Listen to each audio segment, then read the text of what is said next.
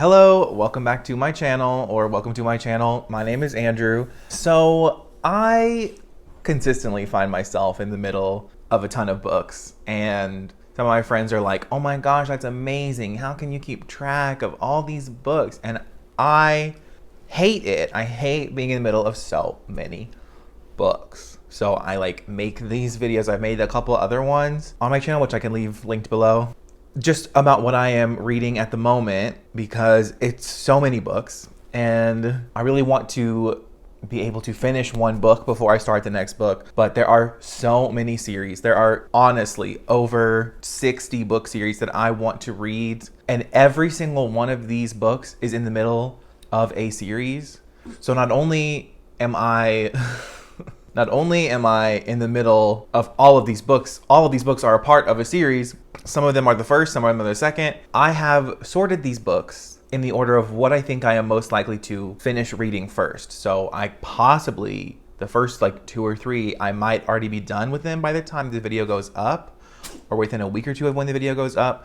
So you might be able to comment down and ask me my thoughts on the book if I've already finished it. But I just wanted to organize them somehow. So these are most likely to be finished soon. I plan to finish all of these books. We'll see. And if you guys have any tips on, do you read your series? Do you binge read your series if all the books are out? Do you read the first book in the series in 1 month and then read the second book the following month? What do you guys do? I'm still trying to figure it out. And I mean, ideally I would like to just binge a series. I think it was what I would prefer to do, but I just have so many other books call my name, and then I have the library alert me of certain books that come available. So then it's how do you I just need help, basically. That's what I've learned. But let's get into what books I'm currently in the middle of reading.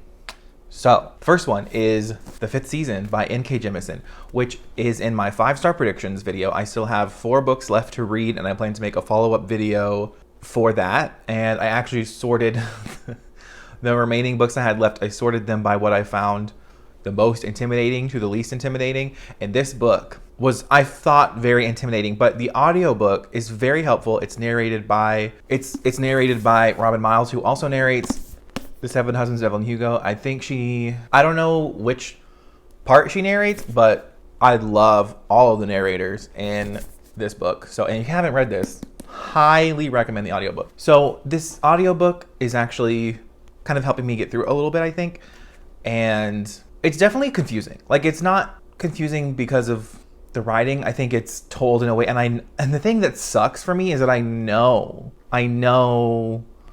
the twist at the end. I'm trying not to spoil it for anybody else, but I know how it ends in a way. I don't know everything about how it ends, but I know something that's going to happen at the end.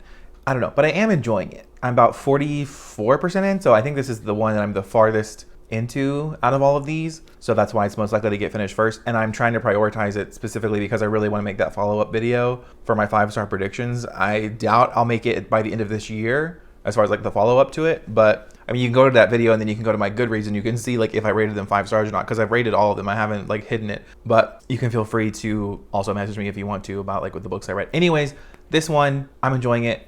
I plan to finish it soon. I'm not sure at this point how compelled I feel to continue the series, because as much as I enjoy, I don't know if I like the structure and the way the story is being delivered to me as a reader. But there's plenty of books that by the end I appreciate a lot more, and there's books that I thought I was enjoying at the beginning, and then by the time we get to the end, I don't enjoy them as much. So we'll see. But I'm reading it, okay? I'm reading it. Next, we have An Ember in the Ashes. And let me tell you, I absolutely 100%, as soon as I finish the 5th season, I am desperate to continue this, because it is narrated by Steve West, who is also the narrator of Strange the Dreamer, which was one of my favorite books of this year. Spoiler alert to my favorite books of 2021. Absolutely loved that book, and I love Steve West's voice. And this is a 2-point of view book, and it follows a guy and a girl, and I think we're gonna have a third perspective at some point, just from what I've heard about people when they talk about the series. But this book, I'm only 10% into this book, and I'm already obsessed. And people are telling me that it has a rocky beginning. No, I am obsessed already. Okay, I kind of want to just read this instead of the 5th season, but I feel like I need to do my homework first. Whatever. So the writing is so good. The plot is so good. Like, it's just so good already. It's so captivating and intriguing, and the narration is helping a lot. And Strange the Dreamer is only Steve West narrating it. And here we have a female narrator. And I know Steve West, and I'll put her name on the screen if I can remember. But these two apparently have narrated a lot of stuff. I know they've also, anything that they narrate, I'm going to read it. If I'm also intrigued in the book. But it's so good. And like, I feel like I don't know, man, just the writing and the plot so far, so much has happened in the 10%, just in 10%. And it seems like Sabbath Tahir Strong Suit is going to be the plot and the writing. And I feel like I haven't read like a good, like mainly plot driven book in a while. Like, I've enjoyed a lot of books this year, and a lot of them are like kind of more character driven. But I think that this has a lot of potential. So hopefully I'm not speaking too soon, but as soon as I finish the 5th season, this is the next one I'm going to be reading, and possibly binging the whole series. We'll see. Because if at the end of it, yeah, I don't know. I have high hopes. I'm literally on, I think I'm a little farther than this into the audiobook. I'm on like page 40 in the physical book, but it's good. It's really good. Next up, we have, this was in my most recent book haul, and that is The Unbecoming of Mara Dyer. So this is a very different type of story, but something happened in the first third of this book that I found so intriguing that I bought the next 2 books in the series. Okay, I bought the next 2 books. I already have them. So as soon as I finish the Ember and the Ashes quartet, I'm probably going to continue this whole trilogy. Like, this is what I am third most intrigued to read. I'm really intrigued. Okay, I'm just really intrigued by this, and I love paranormal shit. So if you don't know, this book is following Mara Dyer. This is a really hyped book, all as is an Ember and the Ashes. And the 5th season is like pretty hyped in adult fantasy spaces, but this is hyped in a different space, I feel like. But this is a book where, of course, the first chapter starts with the Ouija board, which I'm discovering I'm obsessed with, because that's exactly how the Diviners opens up. You start with the Ouija board, and it's the first chapter, okay? So it's not spoilers. But in the first chapter, they're messing with the Ouija board, and they're like, how am I gonna die? And then they're like, oh, you're gonna die because of Mara. And that was intriguing enough. But then, I'm not gonna spoil what happens next. I'm not gonna spoil it. I will just say that there is so much happening in this book, and the way that Michelle Hodkin writes what's real and what's not is just so fascinating. And you don't know what's real, and you don't know what's only happening in Mara's head. And I love it. I loved reading this book. I mean, and when I pick this book up, and when I start, and I'm physically reading this, okay? And I do not physically read books, but I am obsessed with this. And I'm only on page 148. So, cannot wait. I am like chomping at the bit to make a favorite series video, and I need to have 10 series. I just need to have at least 10, and I have to have at least 10. I don't know why. It just feels right. I need to be able to make a top 10 because I just need to. So this, and of course, I love this because it is blurbed. It is blurbed by none other than the queen herself, Cassandra Clare, which, you know, reading blurbs from, she doesn't blurb that many things. I never see her name on blurbs, just like I never see Libba Bray's name on blurbs. So like, I trust those women, okay? I trust them. Anyways, I'm obsessed, but I'm equally obsessed with An Ember in the Ashes. So I think I'm reading for fun, and I'm enjoying them for fun. And the 5th season, I don't know, enjoy is a hard word. I'm intrigued at the 5th season, but these I was just enjoying for different reasons, very different reasons. They're very different stories, but there you go. So I'm gonna binge this whole series. Hopefully gonna binge this whole series. Because that's what I need. I need to be able to binge a series. And like, I literally have, that's why we did this, okay? And I know people say the 3rd book sucks. Or not sucks, but it's just their least favorite in the series. So stay tuned. You'll see how I feel. Next, we have The Son of Neptune by Rick Riordan, which is the 2nd book in the Heroes of Olympus series. And I really enjoyed the Percy Jackson books. I think I'm obviously not the target audience for them, but I still ended up giving some of them 5 stars. I loved the first book and the fourth book and the fifth. I loved them. Okay, I have a whole video about my experience with Percy Jackson, so I'll leave that linked up there. So I wanted to read the rest of his stuff, but this edition of this book drives me insane. Like, one of my bookish pet peeves is these like stiff, difficult, like you have to like murder this spine to read it, and I fucking hate it. And I also was trying to listen to the audiobooks for this, and I thought it was the same narrator as the Percy Jackson series. It's not the same narrator. They have kind of similar voices, but it's not the same guy. And I was like re-listening to just like a couple samples of the Percy Jackson books, and I definitely prefer that narrator to the guy who narrates this series. And on top of that, I think this is going to be my least favorite Rick Riordan series. And I think it is because Uncle Rick is much better at first person. I think I just prefer when Uncle Rick writes in first person.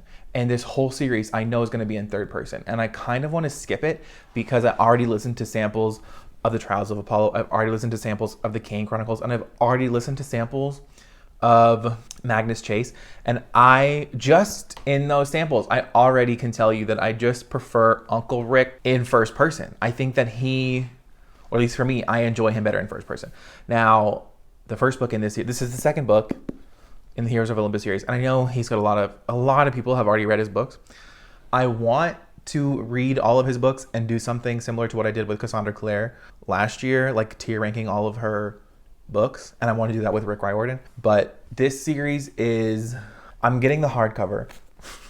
I got the hardcover of this because I'm going to give him every opportunity, because I don't like the narrator for this series. I don't like that it's in third person, and I don't like this edition.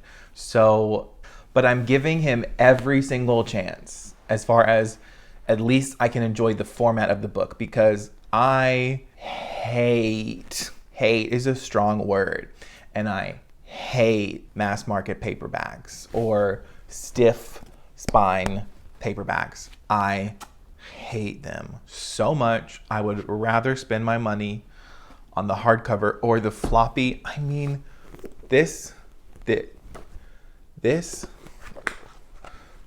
is amazing. I know many readers feel the same. I absolutely love. Look at that. That stunning. But I still want to read the series. So I got it in hardcover, like I said. So continuing with the series' trend, I have book 2 of the Vampire Academy series. And this, I have a review for the first book up on my channel. So I will also leave that linked up there if you want to check it out. And I don't know why I've been putting this off for so long, because I think that I wanted to read these because the TV show's coming out. And again, I don't like the audiobooks for this, which just makes it a lot harder for me to get into it, because I love audiobooks, but the narrator has to be, obviously I have to enjoy the narration.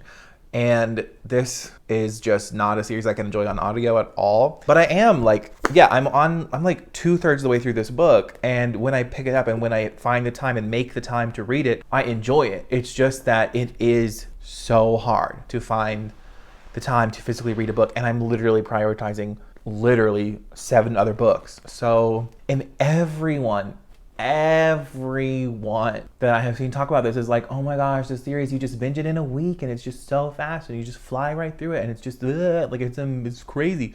Like, I can't pinpoint what it is about this, if it's this book, because I want to say I finished the first book in a couple days, and just I don't know. I can't tell you what it is about this book. Is it the writing? The only thing I could think is maybe the writing. Like, it's very juvenile, but so is Rick Riordan. Like, it's even like Rick Riordan is even more juvenile than this.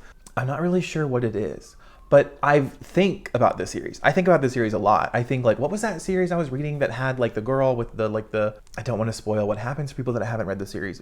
Lissa's Power. I'm so intrigued on like what's going to happen with that in the rest of the series. So like, I do want to finish the series, and I want to finish it before the show comes out, but I am enjoying every other book that I just mentioned. I'm enjoying more than this. So I don't really know when I'm going to get around to finishing this. I don't know when this show is supposed to come out, but the closer we get to the announcement of the show, the more compelled I will be to continue this. I mean, even if the show comes out, I can still read the books before I watch the show.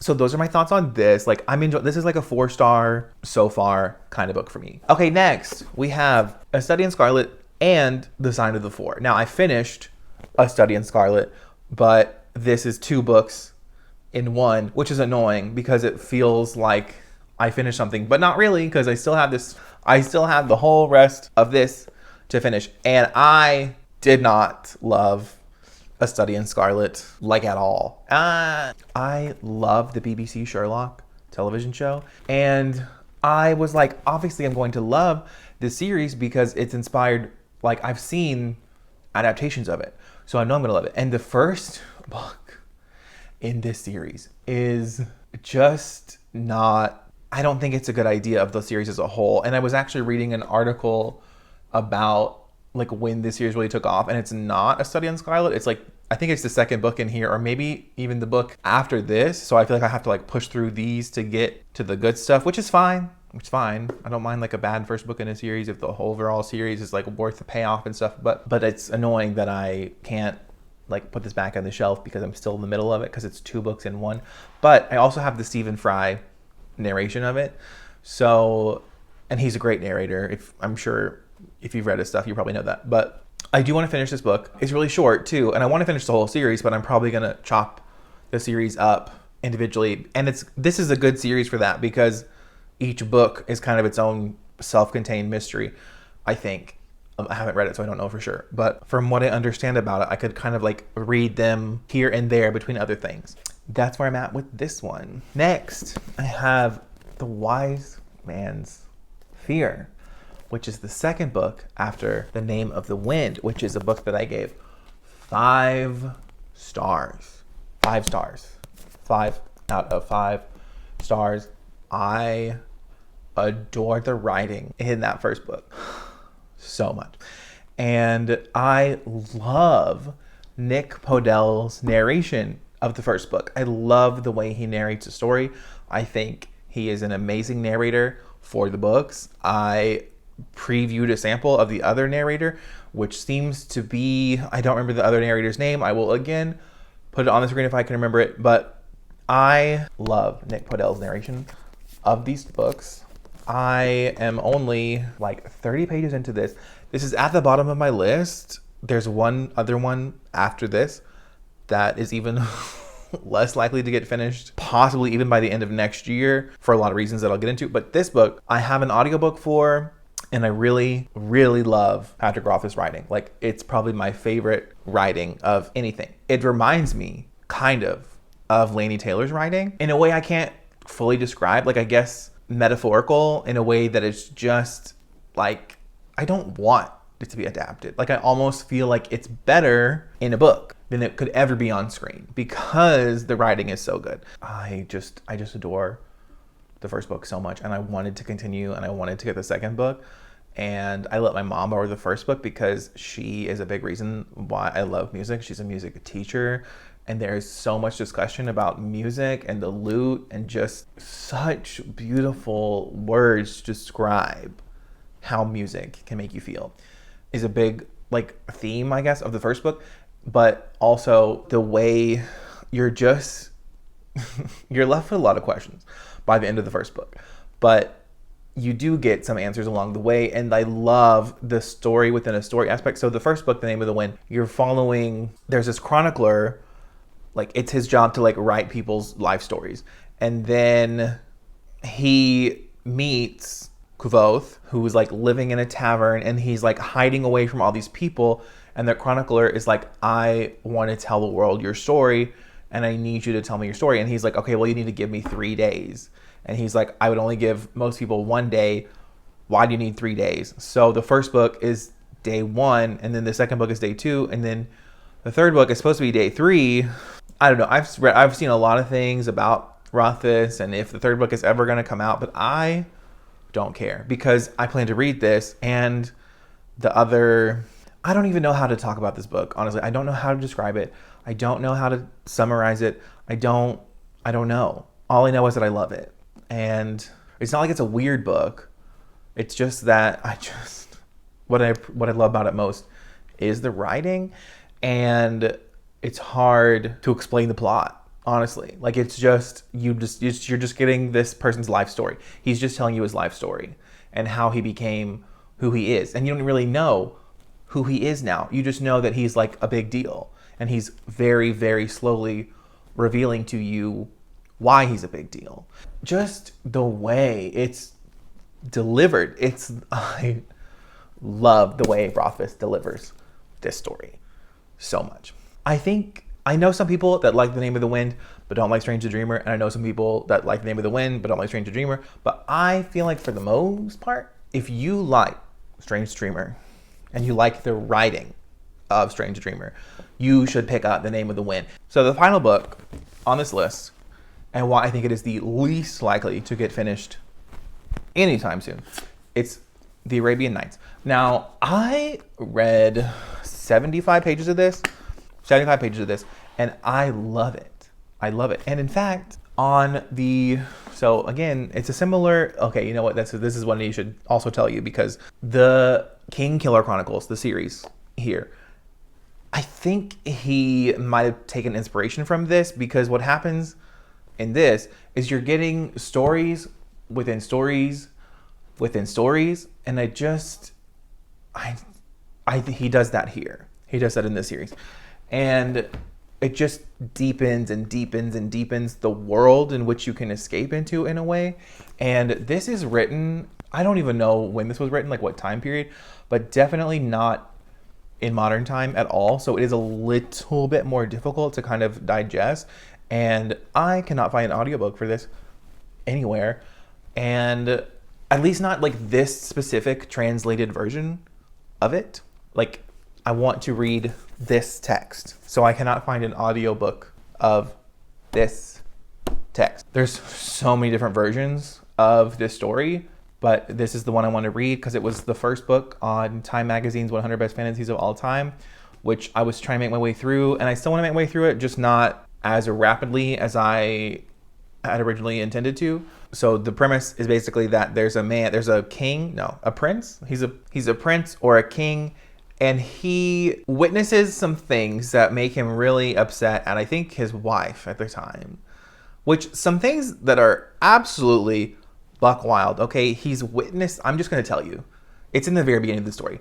He witnesses all of these men have an orgy with his wife outside of the window by the stables, like next to these horses. And then he gets really upset at his wife, and I'm pretty sure he kills her. Like, that's honestly, like, I'm only 75 pages into the book. So he gets upset at his wife, and then he kills her. And then he makes it his mission to, like, kill all of these women. Like, he wants to kill all the women in the kingdom.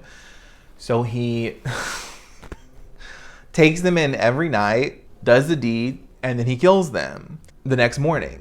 And then your girl Shahrazad is like, you know what? I need to save these women. So she goes to the king and starts telling him a story. And then she tells him a story within a story within a story. And there's a lot of cliffhangers. And there's so much interesting folklore to unpack in here. And I do really want to read this, and I was really, really enjoying it, and I'm maybe going to push it up higher on my priority. Or I really want to read The Wrath and the Dawn, which I know is a retelling of this. There's a lot of retellings of this, but this is like the original. I don't know, this is some of the beginnings of the fantasy genre. There's like people turning into animals, there's jinn, there's like demons coming out of jinns coming out of like lamps from the ocean. There's deals with demons. Like, it is some of the original ideas in the fantasy genre, and it's phenomenal. And I really want to read it a lot. Okay, so sorry that video. I've literally been recording for 40 minutes, so I hope I can cut out like half of this footage. I will leave my Instagram and Goodreads and Twitter all in the description down below, and I would love it if you'd follow me on there, talk to me about books, all that good stuff. Have a great day. Bye.